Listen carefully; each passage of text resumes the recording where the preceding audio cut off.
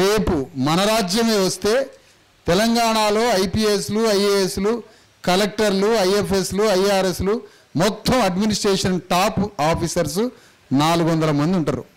వాళ్ళకి శిక్షణ డైరెక్షన్ ఇప్పించి వాళ్ళతో రాజ్యాన్ని ఎట్లా పరిపాలింపజేయాలి, ఆ 400 మంది అధికారుల చేత భూమిని ఎట్లా పంచేటట్టు చేయాలని ఆ 400 మంది ఆఫీసర్లకి చిరంజీవి గారు శిక్షణ ఇవ్వాలి.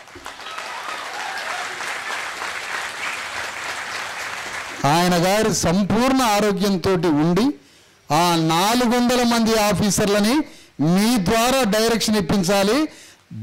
చాకలి ఐలమ్మ ల్యాండ్ కమిషన్ ఒకటి భూ విచారణ సంఘాన్ని వేసి చాకలి ఐలమ్మ పేరుతో భూ విచారణ కమిషన్ వేసి తెలంగాణలో 10 లక్షల ఎకరాల భూములు పంచాల.